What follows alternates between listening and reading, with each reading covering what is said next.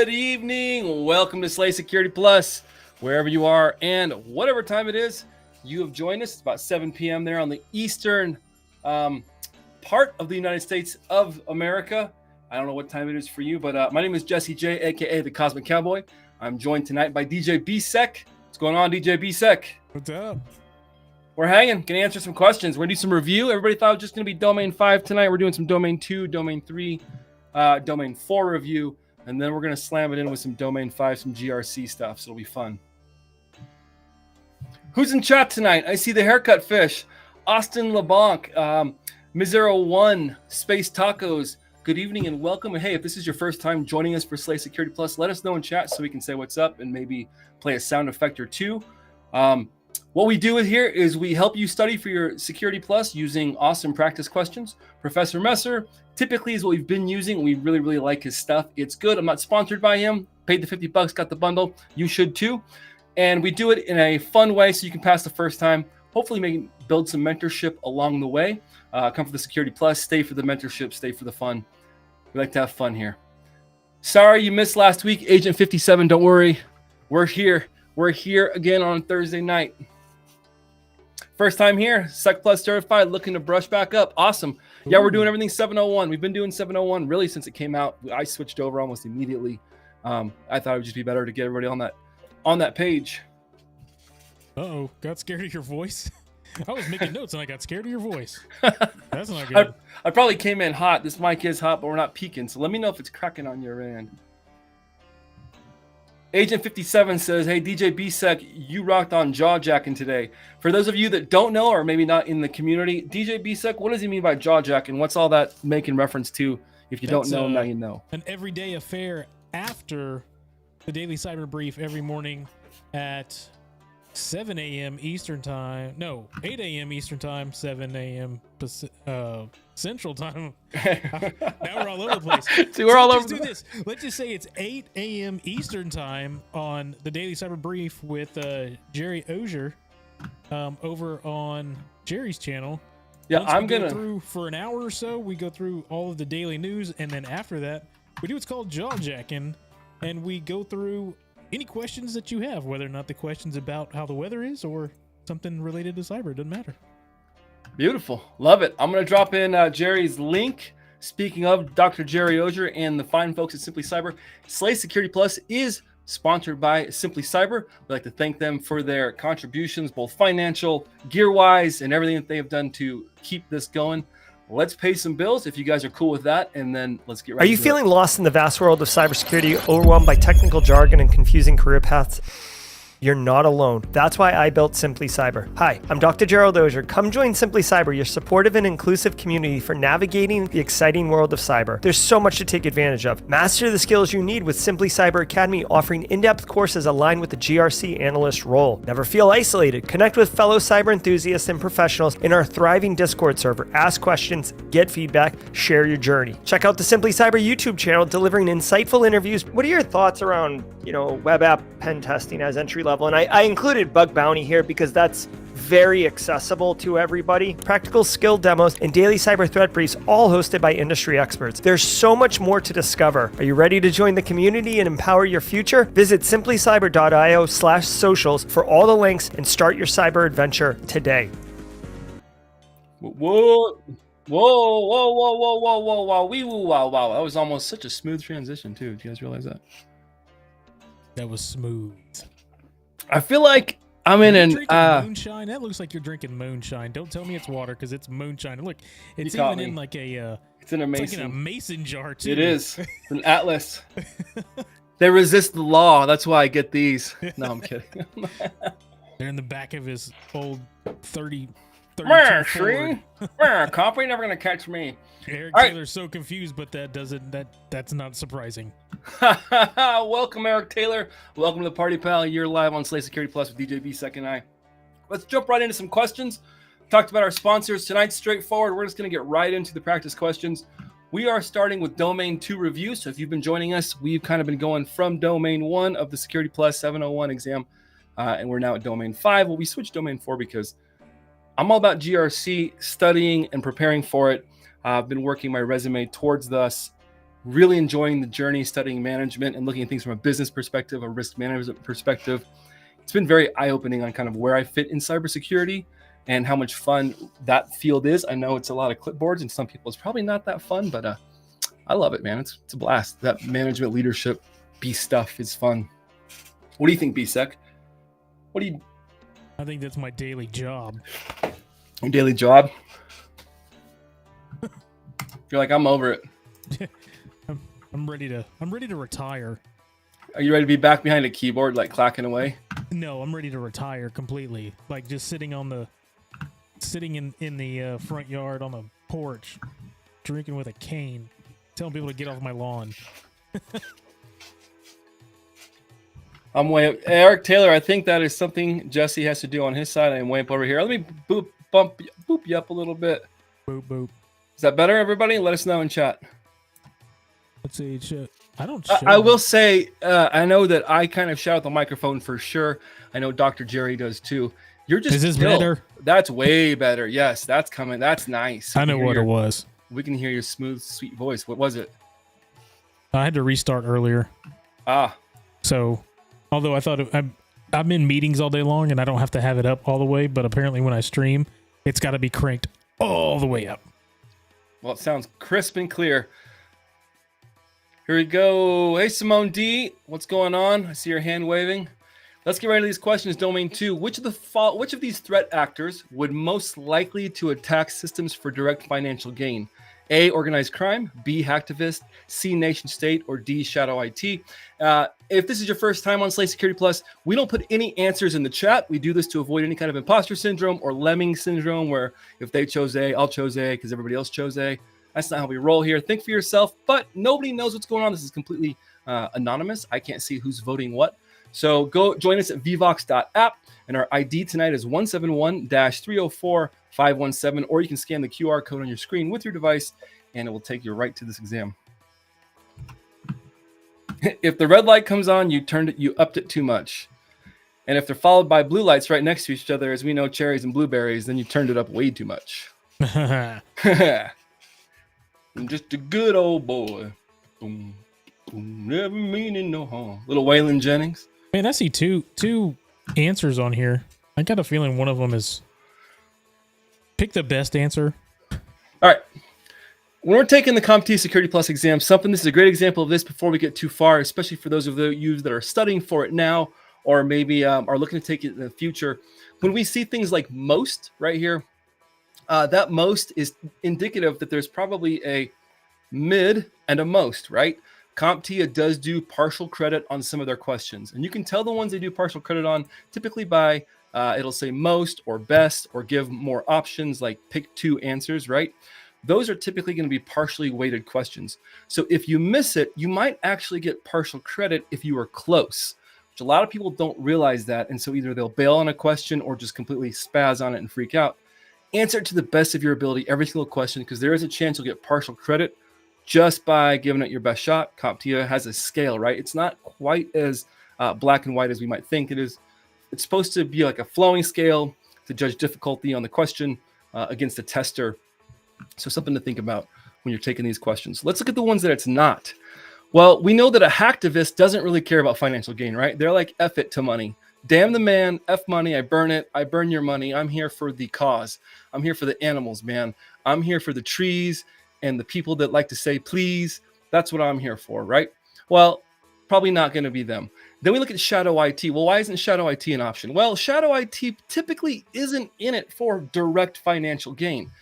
We have to read the question thoroughly. We see direct financial gain. Direct financial gain really doesn't apply to this because direct financial gain is going to be coming from a threat actor. Shadow IT most of the time is going to be internal, right? It's the C-suite or it's anybody within the company that's bringing in their own IT devices, computers, phones, tablets, whatever, hooking them up to the network and they're not following protocol, procedure, and hopefully policy, right? Because that's where things can get real nasty. If you don't even know that's there, how do you know that you're being attacked if you don't know the devices that are in your network? So it's probably not hacktivist and it's probably not shadow IT. Now, nation states, I don't think that's the correct answer. And the reason I don't think it's the correct answer is because nation states typically don't need the money. That is a government-sponsored threat actor who's not really hurting for the cash. They're probably doing okay. When I think organized crime, I think mobsters, just digital mobsters, and they're sitting back, fat cats, and they're scraping in that crypto, right? What is it? It's going to be organized crime, but nation state, I understand why people put nation state, because you do have APTs like North Korea that are specifically doing it for financial gain. Sure. That's fair. But the question is most likely. And most likely. If you have 100 APTs and only one of them is doing it for financial gain, there's your answer. Organized crime's always it's all about the Benjamins. It's all about the Benjamins, baby. Right? Need a sound effect. Correct answer is organized crime. An organized crime threat actor is motivated by money, and their hacking objectives are usually based around objectives that can be easily exchanged for financial capital. Their incorrect answers are B, hacktivists. Let's see why they didn't like nation states. Nation states are already well funded, and their primary objective is not usually based on revenue or income.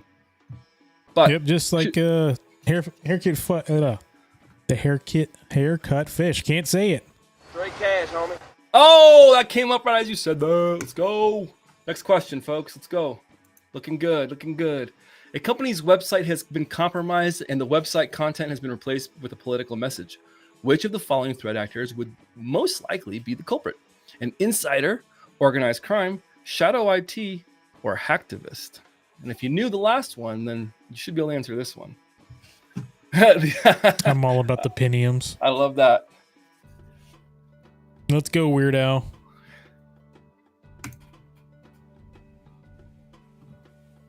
Space Taco says, money, money, money. Get that bougie money flying away. Bye. Who was it that sang that song? Money, money. It's a female group. I cannot think of it. I don't know. I was thinking Pink Floyd, Money. In a rich man's world. Damn it. Now I got to look it up. I don't know. What are we thinking, team? I think we're probably, I see it, 7 of 10 of you that are playing tonight.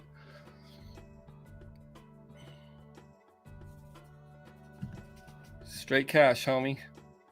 It was Joseph. It was ABBA. ABBA said that. Oh, ABBA. Eric Taylor says it was Joseph, took the site over. Yeah. Yeah. I'm casually brosive, dang it. Boop. I have my beeper for when I do cuss, when I let them fly. We get heated here sometimes on Slay Security Plus. Last week, I still have to edit the interview with Zach Hill a little bit because we got we got a little bit heated towards CompTIA, so I gotta. Wow! I got a do a little choppy chop. We want to represent, like, I know he's gonna be, Zach is who he is, and I am who I am, but you always want to represent yourself well when you're out there on the interwebs. But we let it fly. ABBA, Agent 57 says, you're right. All right, 9/11, 9 out of 11 of you are answering. We're going to let this thing go on for about a few seconds. Remember, you get up to 90 questions on the Security Plus exam, and it's 90 minutes, giving you roughly 1 minute per question. And as we know, I've went through some of the PBQs or performance-based questions last week. And remember, some of those are lengthy. They're brutal. They take more than a minute just to read, let alone click all the buttons and drop-downs. And you got to read. You got to pay attention to what it's saying. Because you'll swear, you're like, no, there's no way. And it'll just be one word that was at the very end or was before something in a sentence that your mind just skipped for some reason. Even when there's like 15 of you all in a room and you all come up with the same answer, you're like, wait, that's not right. And then you all see that one word. Oh. Everybody at the same time. It's that group mob mentality. All right.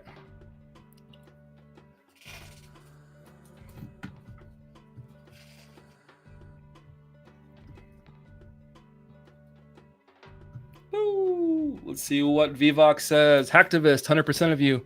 I knew we were going to slay these.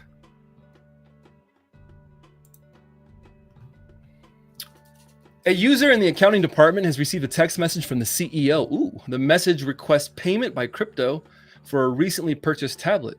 Which of the following would best describe this attack? A, brand impersonation. B, a watering hole attack. C, smishing. Or D, typo squatting.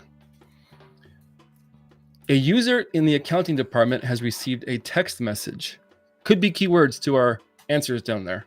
You remember, was it on a PBQ last week or the week before last?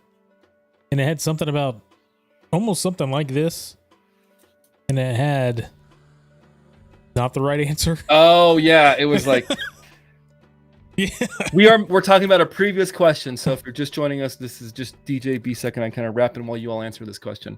I think it said like social farming or like social. It wasn't the right answer for the con. We found a couple on the CompTIA official Cert Master stuff that were not just like subjective or like they were objectively incorrect. Like, Yeah, they were wrong. not like, yeah. So I don't know if they didn't edit those but they're still selling them for $500. I'm not going to get on here and badmouth any other instructor because everybody gets out there and does their thing. But there is somebody on Udemy that charges quite a bit of money for their courses. They've got a Security Plus course, and somebody has been sending me practice questions that are they're not vendor neutral. So this person must work also for a company because they use specific brand names of equipment. So when you look at the answer, you go, oh, yeah, that's kind of in the objectives, but we don't use anything vendor specific. And there has been some, 5 or 6 questions that are objectively really poorly written and just way out of context, or you'd have to think incredibly outside the box to answer the question. And that's just not how the Security Plus test works. If you've taken the Net Plus or the Security Plus, they don't make you twist your brain all that hard. You either kind of know it or you don't. Really, it's pretty straightforward. No timer on this one. We should be well aware where we're at. Yep, smishing.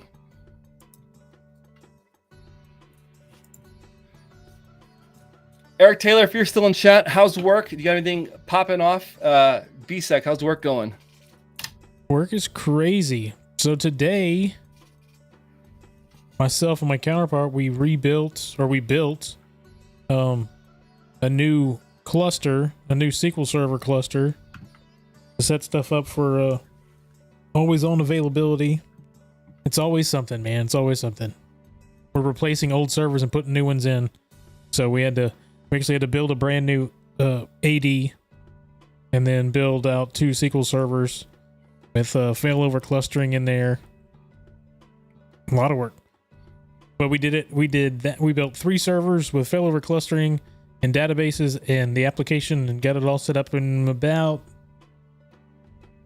4 hours. How much of that are you managing and project managing and supervising, and how much of that are you doing the hands on the keyboard doing the work? With this one is probably about 30-70. 30% me doing the work, 70% the other person's the database administrator, so he knows what he's doing when it comes to all the servers and SQL servers and all that stuff. And I'm along for the ride and give him the network IP addresses to make sure we're in the right scope and let the experts be the experts. That's the best kind of leadership exactly you can what we do. do. Is just step back and let the people who know what they're doing do what they're doing. And if he doesn't know it or I don't know it, there's a little tool that some company put out that's like Chat GPT or something that helps you with answers. Really? Yeah. What is it? Can you link it for us? Yeah, it's called Chat GPT 4.0, baby. Yeah. Which of the following vulnerabilities would be the most significant security concern when protecting against the hacktivist?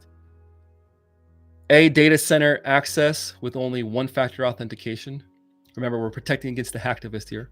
B, spoofing of internal IP addresses when accessing the intranet server. C, employee VPN access uses a weak encryption cipher. Or D, lack of patch updates on an internet-facing database server. If you're just joining us for Slay Security Plus, we are studying some Domain 2 review. Right after this, we're going to jump into Domain 3 and then go right into Domain 5. And we are using Professor Messer practice exams tonight. Picked the whole bundle up for $50. It's worth every single penny. I'm assuming on the first answer that they're talking physical access.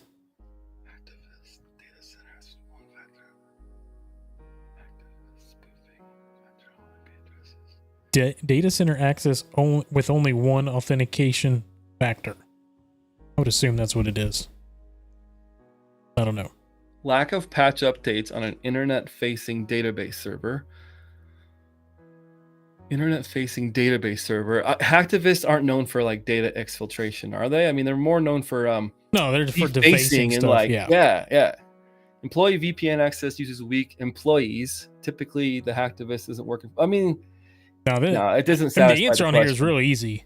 It's not. I mean, it's a easy answer to pick. It's just a matter of, well, on the first part where it says data center access, I would assume they mean physical access.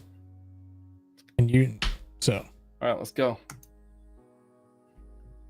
See what everybody says. Or a little bit spread across the board. Lack of patch updates on an internet-facing database server. I think the internet-facing part is what got. Yep. That's what got me. I kind of. Oh, and I don't. Well, we don't know the answer yet. Ready? Let's pop it up. Lack of patches. It's got to be lack of patches, right? Yeah. Because if you have a lack of patches on an internet-facing database server, guess what?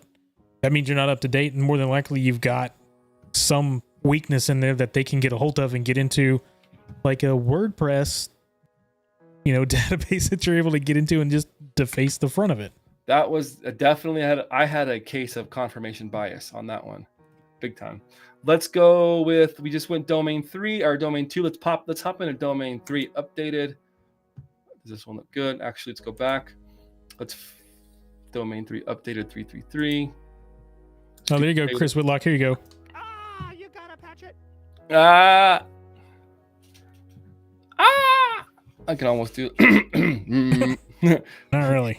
I got back from this wedding. Casually, Joseph and I flew out to New York, and Blitz, aka John Vitucci, Slay Security Plus alum, and a friend of mine got married. It was a beautiful wedding. Anyways, casually, Joseph and I flew out there, and we had some fun. Tore it up a little bit, but I came back and I barely have a voice. So if it cracks all of a sudden, like I'm, 12, 13, a teenager again, you know why. Boop. You guys are seeing how this, as Jerry says, how the sausage is being made. Oh wait, we don't want that. We want domain 3. Boom. Let's open this. Boom. Yes, start the other one. Yep, stop that one. Go full screen. Don't be mean. Which of the following would be the best option for application testing in an environment completely separated from the production network? A, virtualization, B, VLANs, C, cloud computing, or D, air gap? And that question. Oh, you just changed the number on everybody. They got to go. Oh, right. Change the Okay. number. You're right. Good call. Good call. We'll leave this question up for a second. If you are just joining us, you're taking that other exam. We have switched to a new exam. We're doing domain 3 review. Same app, so vvox.app, and then the ID on this one is 129-195-034, or scan the QR code right there on your screen. It'll take you right to this. I'll let everybody jump in the test room before we move further. And we've gone over this question like 100 times. But we still get people spread across for some reason on these domain. What was it? 3 questions. 3. Remember? Yeah, they were. The Rich 464 says, I've been using Gemini to help with my prompts for Chat 4.0. I'm impressed with the results from both sides, to be honest. Yeah, AI to AI. They know how to talk to each other.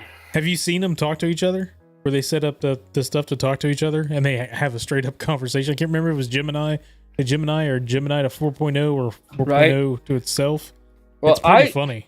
The new chat on your phone, it straight up has it'll keep going with you. So that's the best part. Hey chat, I'm doing some live practice questions, streaming. What are some of the best tips you can give for a new live streamer? Hey Jesse, that sounds exciting. Here are some tips for a new live streamer. First, engage with your audience consistently. Respond to comments and questions to build a connection. Next, make sure your audio and video quality are good. Clear sound and a well-lit space make a big difference. Also, promote your stream on social media to attract viewers. Finally, have a plan for your content, but be flexible and ready to adapt based on audience interaction. Have fun with it. Thanks, chat. You're welcome, Jesse. You're welcome, Jesse. Have a great stream. Have a great stream. Thanks, chat. Where are we at on this one, fam? We should get this one pretty quick. Good luck. Oh, you're still there. All right, I didn't realize you were still there, chat. I apologize. I don't mean to waste your time. No problem, Jesse. I'm here for you. No worries at all, Jesse. I'm here whenever you need me. Enjoy your stream. You just use my voice as AI.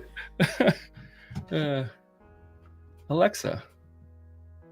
All right, we should know this one by now. This one should not be a stranger to any of us. Let's go ahead and see where we're at.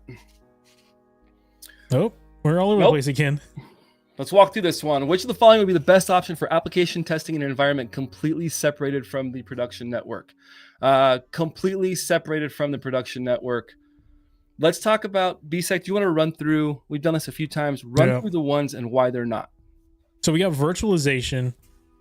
What we need to do is we need to read the question thoroughly. It says the best option for an application in testing, for application testing in an environment to keep it completely separated. Virtualization does not completely separate something.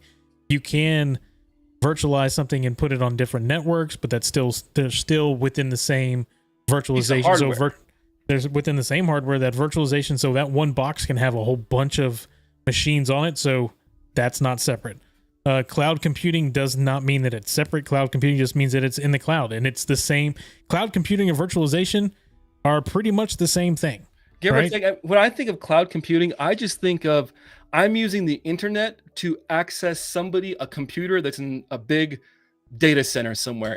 I'm just using the resources on somebody else's computer, and and that same computer could have DJ BSEC's business on it, Jesse's business on it, right? But they're not separate.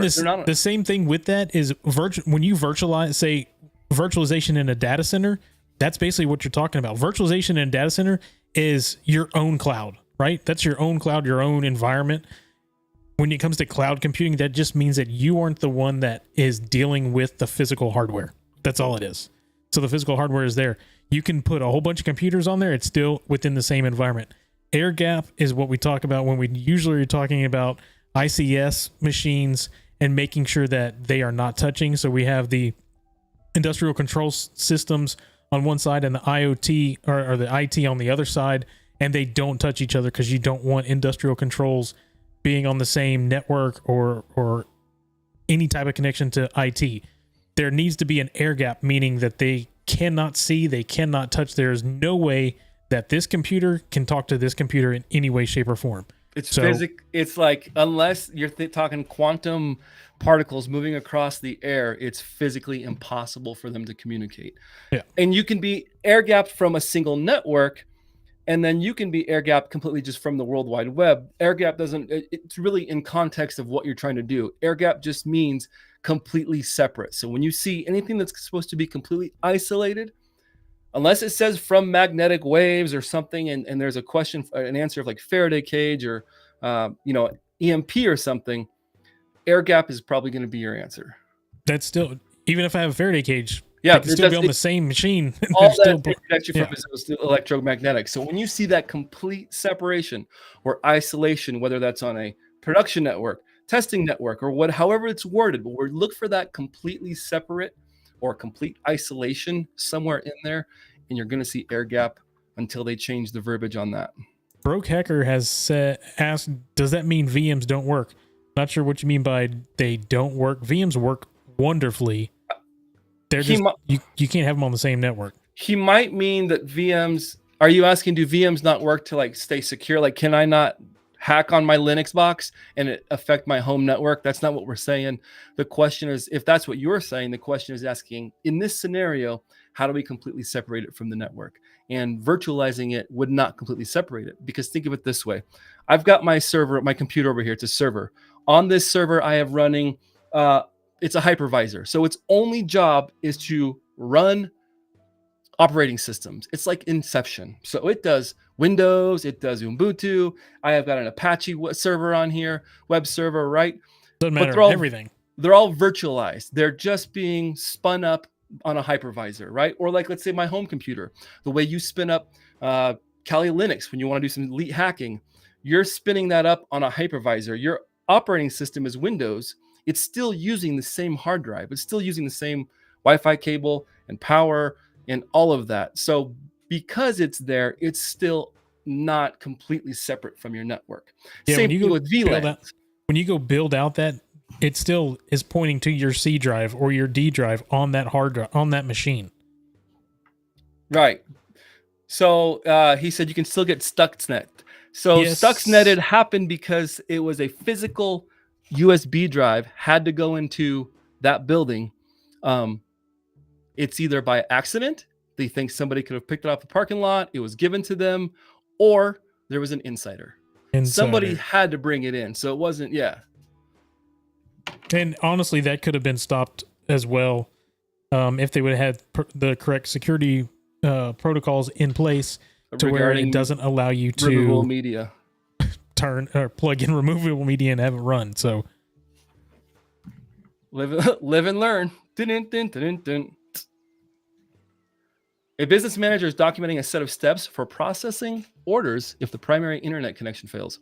Which of these would best describe these steps? A, platform diversity, B, continuity of operations, C, cold site recovery, or D, tabletop exercise. there's a couple of words in this question that give it away. Documenting? Yeah. Documenting is one of them.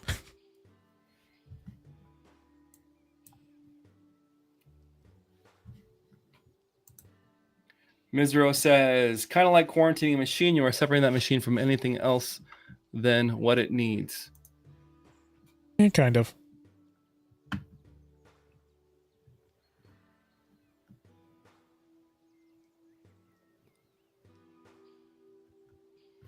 Emmanuel, hey guys. Hey Emmanuel O, welcome to the party, pal. Welcome to the party, pal. Yippee-ki-yay. My wife says something from what show is it Brooklyn Nine-Nine? I can't remember what she says. Yippee trucking buckets or something. But my 3-year-old's been saying it too, and sometimes they're still figuring out how to say things, and so yeah. Hackers gonna pivot. Hackers are gonna pivot. Eldritch Molder, how are you? Do you have any live streams coming up? Were you able to tackle some of those labs? Eldritch Molder is part of the Slay Security Plus Discord channel, Discord server. I did not start it. I am not an owner of it. I'm a moderator, and I kind of plug in here and there. That has actually been run and done a great job by our friend Justin Gold, part of this Simply Cyber community, a moderator for Jerry and Simply Cyber, a longtime Simply Cyber guy. And when I was doing Slay Security Plus, when I first started doing it, Jerry invited me to his server. Justin came in and said, hey, this server is so busy. You want your own space. You're welcome to do your thing on my server. And it's been awesome. We've got an awesome crew. We talk Security Plus. We had a guy, gal. We have people that pass every day. We have people that go for different certs and not make it. And they know that Slay Security Plus, this Discord server, is this inclusive, super fun place. You never know who's going to stop in. And yeah, welcome to be there. How are those labs going, Eldritch Molder? We've got 3 people that are still thinking on this one. Remember, we're looking at a few keywords. If I go over the keywords too much, it will definitely give away the answer, but there's a few things. And if you have to Google it or Google a few of those words to kind of see what they're about or how they work together, maybe you're not from here, do so. It's all about the learning process. There's a Discord. There's a Discord? Yeah. Link it in chat. Let me pop that up. Give me a second, folks. You need to get Nightbot hooked up to this or some kind of bot. I need some help. I know. I'm going to talk to our partner from Study GRC, Christopher Whitlock. He's been helping me quite a bit with some of the admin stuff. We got a Taskade running, and we have agents, so we do have bots that we could use.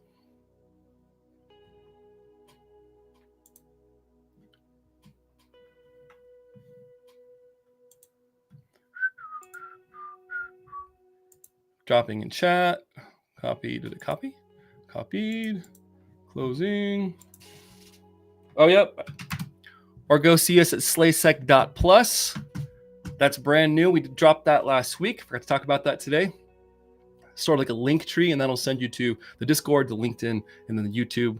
It's a community-driven effort. If you want to be on Slay Security Plus, we do this live every Thursday. If you want to jump on, talk about it, answer some questions, talk about the industry. It doesn't matter what phase you are. If you're a long-time professional, a CISO, or you're just getting in, if you got a camera, you don't have to get on audio or video, I guess. But if you have audio and you want to jump on Slay Security Plus, reach out to us on the Discord. We'd love to have you on. We'd like to have a blast up here, answer questions.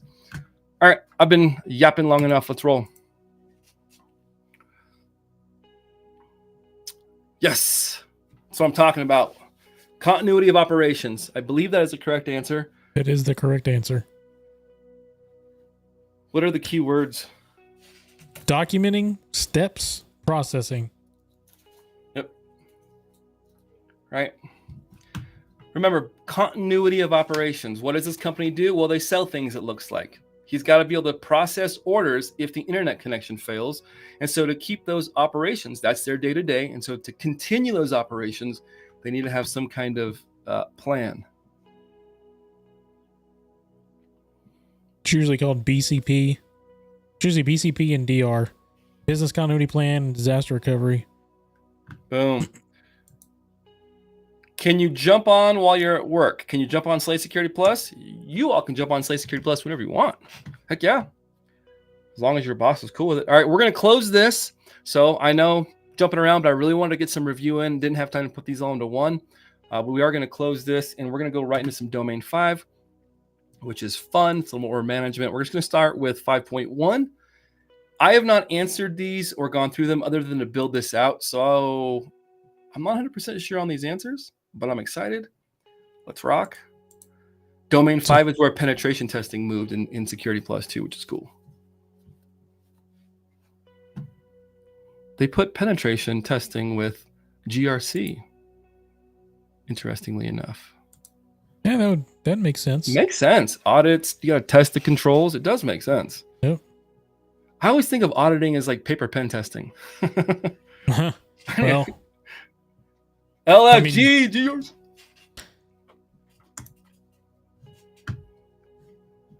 It's thinking. It's thinking. Why is it thinking so long?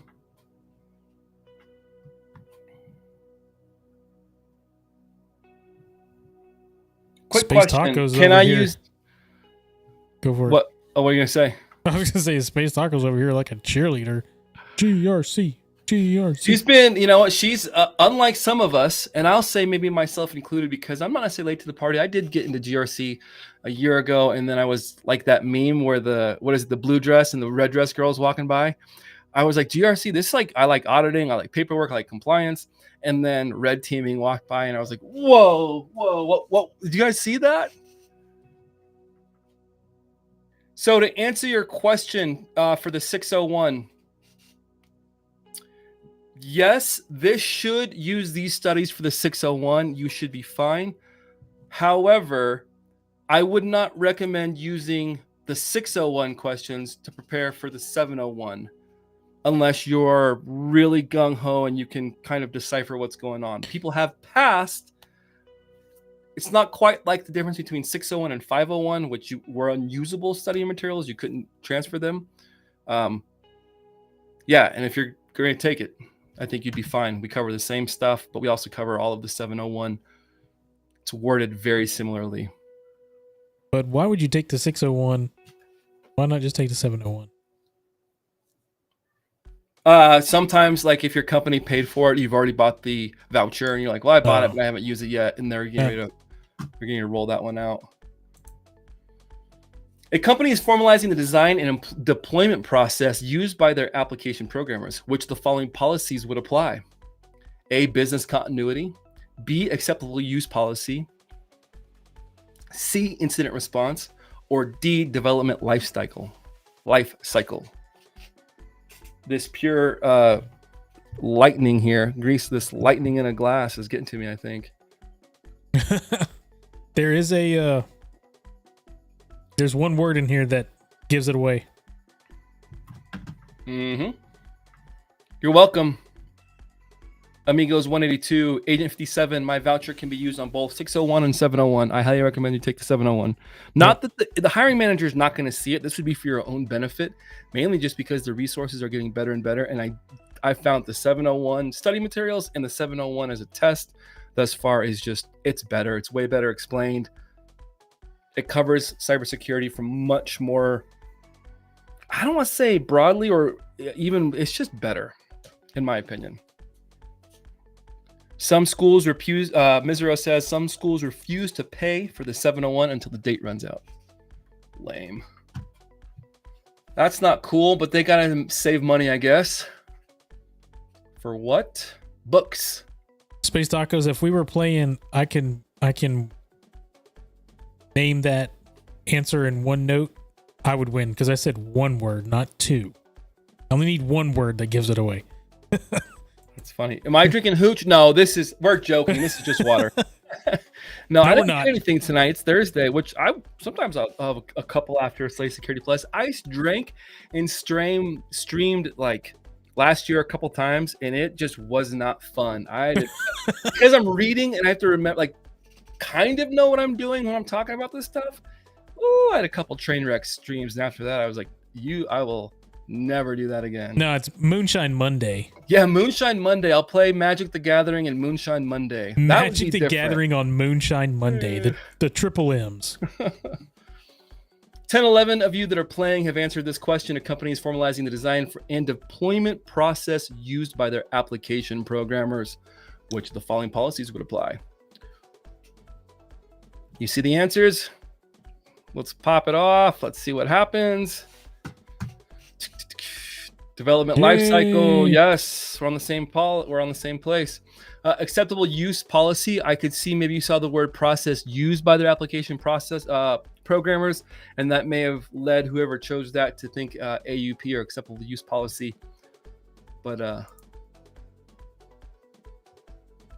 development lifecycle. A form. Do you guys work with that, BSEC? Mm-hmm. Development life cycles. Okay. I have developers. We do have developers and have a development life cycle. Can you talk about that? Like, just, I guess, humor us or humor me. What is that like in the real world? Not on the like what it's saying up here or whatever. Yeah, it's on the other side of IT from where I'm at with developers and development.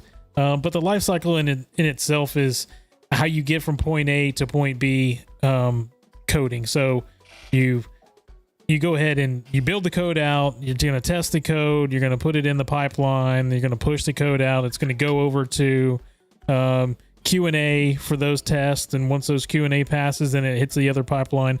It's just, how do you get from the thought of, hey, we need to implement this into the program to it's actually implemented? That's what the life cycle is. And maintained. I would say that's a key part of that, is that maintained part.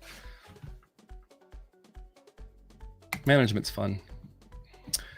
A company hires a large number of seasonal employees, and their system access should be normally disabled when the employee leaves the company. The security administrator would like to verify that their systems cannot be accessed by any of the former employees. Which of the following would be the best way to provide this verification? A, confirm no unauthorized accounts have administrator access. B, validate the account lockout policy. C, validate the offboarding processes and procedures. Or D, create a report that shows all authentications for a 24-hour period. Those are long answers, so take a second. If you want me to reread them, let me know. I tried to speak slowly on that one because nobody wants a mumbler. Christopher said, it was me. I picked lifecycle first, though. But I panicked and went to acceptable use. Oh! Christopher, that's awesome. It was me. Yep, go with your gut on a lot of these. I'm gonna take this source. Agent 57 is saying, did put something in there. TryHackMe does have a room over SDLC, so you can go through. If you want to, you can go through that room and learn about software life cycles.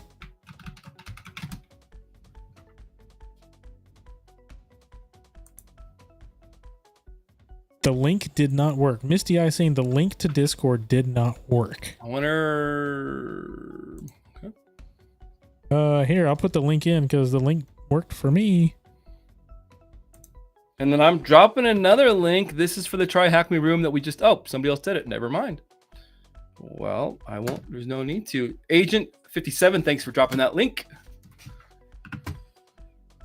We're getting some more people jumping on to the questions being answered. That's awesome. Oh, it's a free room too. So you don't have to pay that $10 a month for it. Isn't it like 12 now? It might be 10. I haven't checked. I think it's 120 a year is what, something like that. It's cheap for what you get out of it. Yeah. If you use it. If you use it, I agree 100%. It's how bad do you want it and what do you will, like 30 minutes a day. I think it's even 10 minutes a day, just sitting there, getting after a room, or if you're working on one, hacking at a couple problems here and there. Yeah. The key thing here that we're looking for, folks, is this part about leaves the company. When we're talking, I guess, in that management GRC policy space, whenever we talk about leaving the company, we call that offboarding, right? Or deprovisioning an account, or offboarding an employee. And sometimes those offboarding procedures and processes can be overlooked. So employees will leave and their logins still work. Their credentials still work. Their key card still lets them in the building. I've personally worked for places that I wasn't at for very long. So it wasn't like I became anybody's best friend or moved any clout anywhere. And I was able to either log back in or go back in the building. And so, I don't know. It's one of those overlooked things. I don't know. There's a word for all of this. It's called automation. Automate offboarding. It makes it so much easier. This is a great example. Yeah, that's true. That's true. On some of the job and more job applications, BSEC, that's a great point. I'm seeing automation, like understanding automation, being familiar with working with, they're just, people are looking for more of that, being able to be like, you know what, I'm going to automate this. Understand APIs, understand how you can integrate one system to the other. It's all about with SSO and federated. If you use automation, all you really need to do is disable one account and boom, it's across the board. Right? Bringing it back to my school days. Cool. Let's look at the answers. This is a great point for some of you that chose those other two answers. We're looking at the offboarding processes here. That's going to be our correct answer, I believe. But that's what we're talking about when we say, hey, there's a best answer and there's an okay answer. Like confirm that no unauthorized accounts have administrator access. You would absolutely want to do that. That would be part of probably that. That should just be part of your cybersecurity hygiene anyway. Yeah. But yes, that could definitely be part of the offboarding process. So you might get like a partial credit for that. So good job for answering it and thinking. And if they had that, then they may have made their own account on the other side that allows them to get in because they were able to create another account because they had admin access. It's like the Spider-Man pointing at the Spider-Man meme when I think validate the offboarding process and procedures. Professor Messer puts it like this: validating the offboarding and process and procedures. The disabling of an employee account is commonly part of the offboarding process. One way to validate an offboarding policy is to perform an audit of all accounts and compare active accounts with active employees. Spreadsheets. Lots of spreadsheets. That's a big undertaking, though, in some companies. Oh, yeah. When I look at like the GRC Analyst Masterclass, we have to do a couple labs where you do some real audit and some risk management stuff. And of course, it's in a lab, so you're not doing all these different controls. But I can't imagine the process of doing like an enterprise audit. How, like, that's got to be a good chunk of work. An organization maintains a large database of customer information for sales, tracking, and customer support. Which person in the organization would be responsible for managing the access rights to this data? Data processor, data owner, data subject, or data custodian?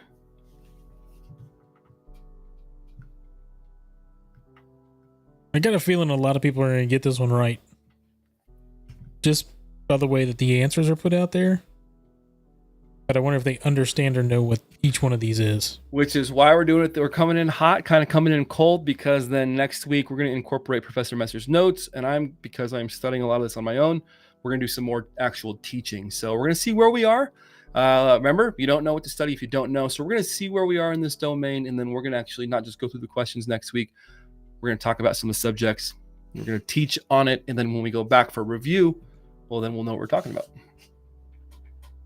I had to think about this from just a basic cybersecurity knowledge. And then when I took the sec class, I was like, oh, what is the owner again and the data custodian? Do you know this one, BSEC? Yeah. For sure? Yep, 100%. Okay. Got a few more people that like to vote. We got a few people that are slaying it on the Try Hack Me streaks. Nice. Haircut Fish currently on a 167 day streak. That is impressive, my dude. I know you put the grind in and you got a family you're operating, some kiddos, so good on you. Agent 57, I'm on day 669. Woo!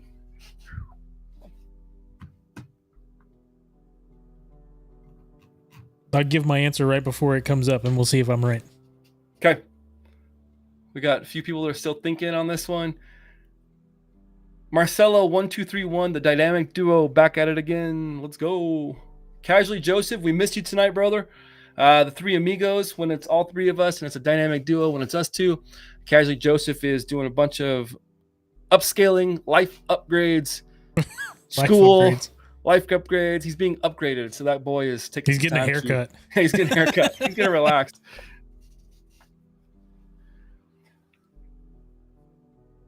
All right, let's 16 roll. to 16. Yeah, what do you All think? right, the answer should be data owner. I bet we're going to be all over the place. Oh, no, not near as data custodian. Wow. So the data, there's two differences, and we'll run over these real quick because we don't have a ton of time. The custodian is the person in the back end that is responsible to make sure that the data is there and in place, is the whole CIA, right?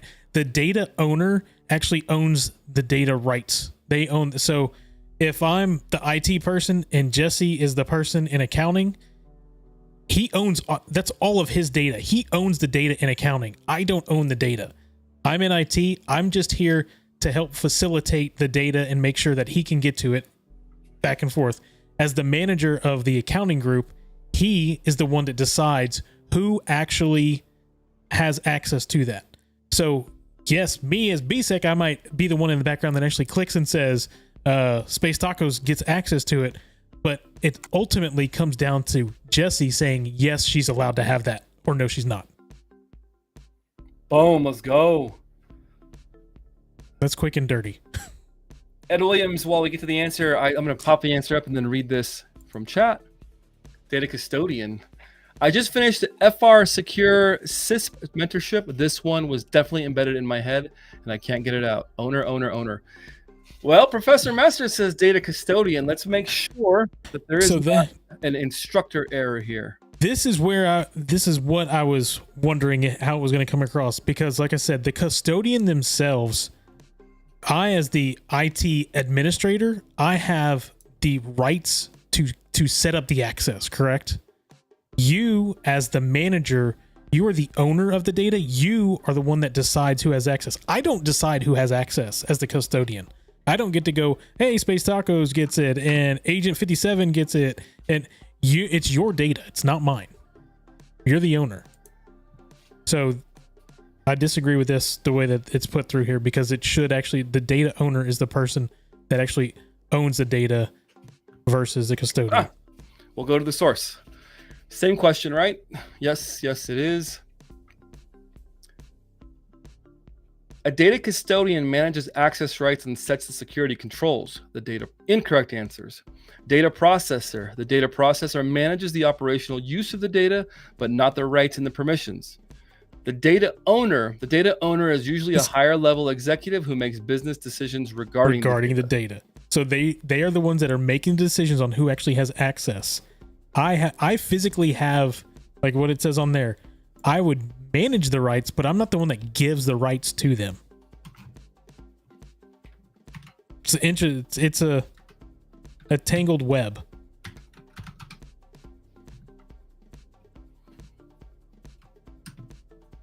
Okay. Owns all the customer data. Treasurer owns all the financial. Yeah, they own the data. It's theirs. They decide who actually has access. I was wondering how they were going to come across about this. I see how you came to, totally. I can totally see how you came to owner, even just the way the notes are worded. So Yep. I understand why they say custodian, because as the custodian, you are physically giving them access to it, but you are not the one that has, you don't get to say they have the access. That makes sense. Yeah.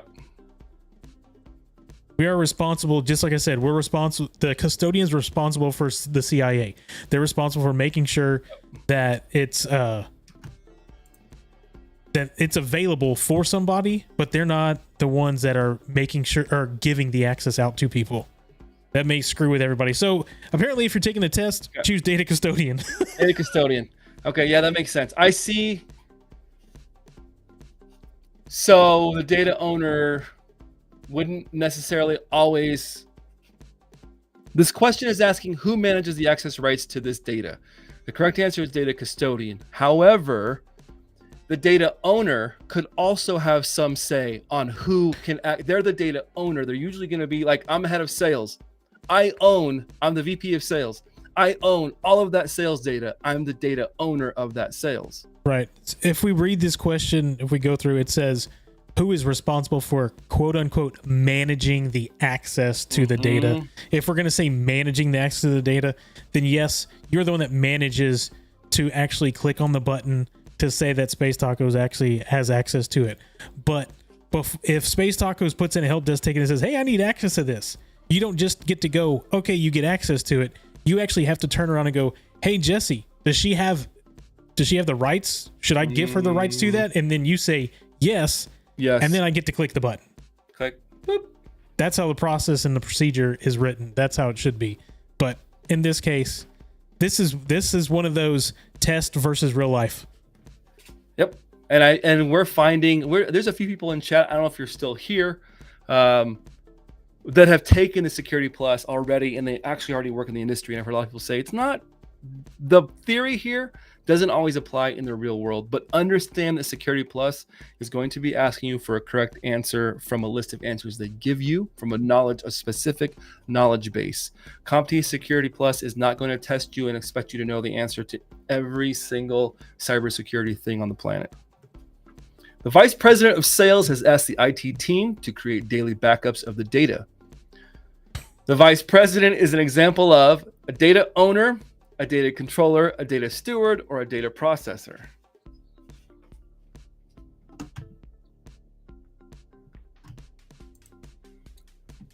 Christopher says, seems like we're arguing semantics right now, and word choice management could mean the decision maker or the guy who physically manages based on those higher decisions. 100%. But that's how the test is. Your semantics, you get it right or you get it wrong. Justin Rohr, hey, I'm running super late. Well, you're here, and that's all that matters. Welcome back to the party, pal. Maybe you should have walked instead of run.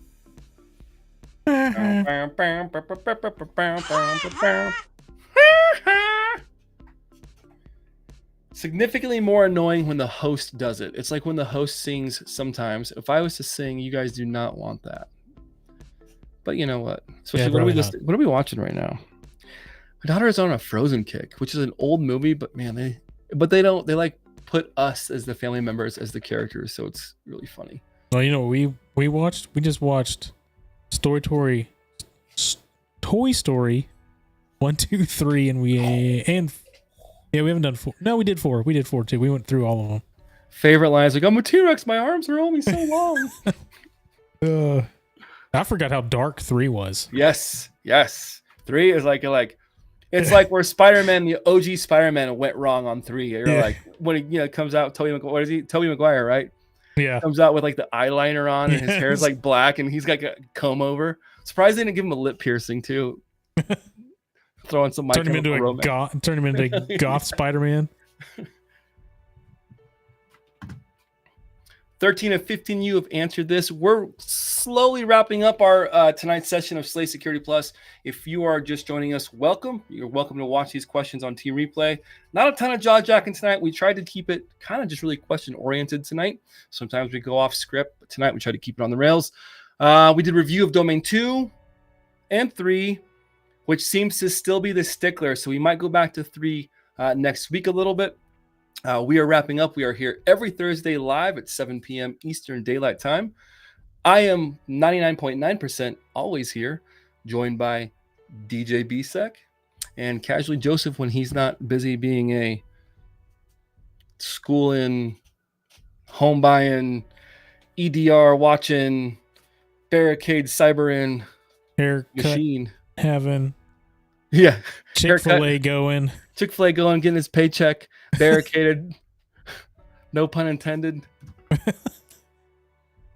Squad memberships, show up to the daily cyber threat brief. It is true, at least in the GRC space, as I'm applying and talking to people, I am getting hit with, make sure you know what are just the common things that are going on in cyber. What threats, what attacks have happened over the last 24 hours. Remember, hackers are always at it and at it again. So having that information going in is really cool, and it's part of a really cool community. So make sure you check out the daily cyber threat brief.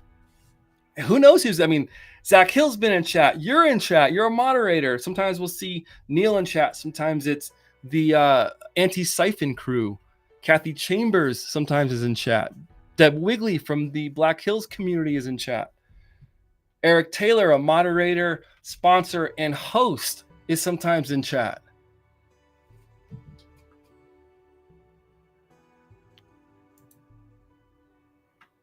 Eric says, okay, back to mess up. Rest of the answers. Yes, that's my favorite.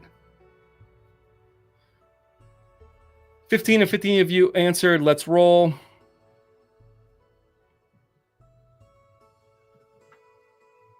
Remember, this is the data owner. Remember when we talked about this? The person who's specifically the executive on a specific team, right? The vice president of sales, all of the data that is in the sales department, the vice president is the owner of.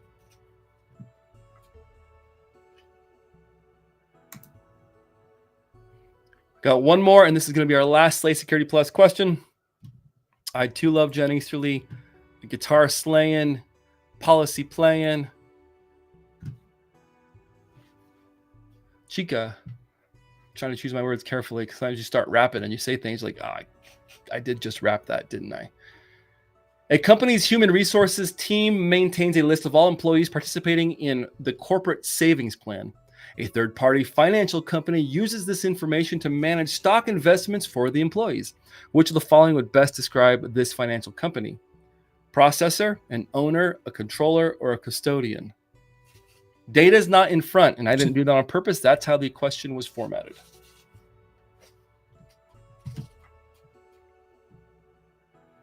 Matthew Hibbert says, I missed the link to the Try Hack Me Agent 357, or I hope I probably didn't get that right. What's your numbers? Yeah, Agent 57. I knew there was a 3 in there. Agent 57, if you would kindly, if you're still with us, drop that link in chat one more time before we go off air. Company's human resources team maintains a list of all employees participating. That's all I need to know in a savings plan. A third-party financial company uses this information that the human resources team maintains. They use this information to manage stock investments for their employees, for the employees, which the following describe the financial company. I'm going to go with processor. That's what I'm going with. Eric's saying controller. That's not a controller.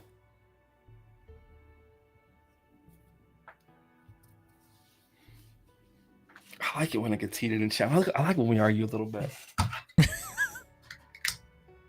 A control. So in accounting, where this is what we're talking about, they could.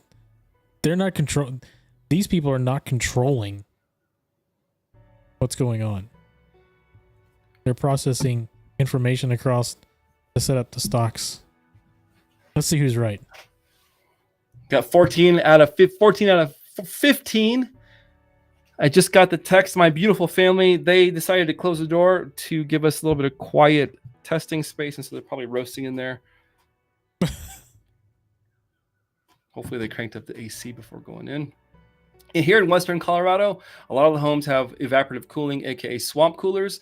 I know to a lot of you on the East Coast, or if you're in the South, you don't even. I remember when I lived in South Florida. I lived in South Florida for a while, and I remember I said, well, in Colorado, we have swamp coolers. And someone said, what do you mean y'all cool the swamp? you can't cool the. What do you mean cool the swamp? They didn't know what I meant by a swamp cooler. I had to explain. It sits on top of our ceiling, and we put water in it, and then And some ice and a fan. and the air goes through the water, Yeah. and then it cools the house. And they're like, water? What? You want water anyway? Like, whoa. And then you see forced air AC, and it's like, can't go back. It's just, it's crisp. It's chemically cold. You want to be, and I like my room to be like a good 63, 64 degrees year round is nice. I wish I could get my room 63 degrees. It's kind of hard to do that when it's 100 outside. It's fair. Correct answer is processor. The data processor performs some type of action to the data, and this is often a different group within the organization or a third-party company. In this example, the third-party financial organization is the data processor of the employee's financial data. Christopher says, I don't know what a swamp cooler is. It's the term that we Coloradans and Midwest and Midwesterners give to evaporative cooling. It uses water with air passing through it versus air conditioning, which is just an actual chemical, I believe, right? That's pumped through, and then that air is passed over. I don't actually know how forced AC works. AC, like a HVAC yeah, so, AC. So HVAC, you use Freon. Yeah, so Freon's used into the system, stays extremely cold in the system, and the hot air then crosses across on the outside of the condenser, blows out the hot air, recirculates the cool air, and it blows it across those cold Freons or cold Freon. What the hell am I thinking of? Like evaporator coil. Yeah, coils. Evaporator coils into back in Your lovely home. Plus, swamp coolers make your chips cereal go stale. I am the biggest. When cereal goes open, it gets whoop and zip immediately. Otherwise, it gets soggy. Cheese puffs go soggy. All right, ladies and gentlemen, that's going to wrap it up for tonight. I appreciate every single one of you that tuned into the channel. If you are finding value in these practice questions, feel free to like. You're more than welcome to subscribe. I'm not a content creator. I don't do a bunch of shorts. You're not going to get blown up with random nonsense. We meet here. We talk Security Plus, certifications. We talk mentorship, career building. We have some fun. We get spicy. We have special guests. We keep it live and we have fun. Ed Williams, Eric Taylor, Barricade, my man, Space Tacos, Edrich Mulder, The Rich 464. I see so many people from our beautiful community, Broke Hacker IRL, Christopher Whitlock, many, many more misty-eyed, so many of you, Justin Rohr, the list keeps going on. Thank you for being here. I am Jesse J. You all are Slay. And I guess until next Thursday, hopefully you see you tomorrow morning.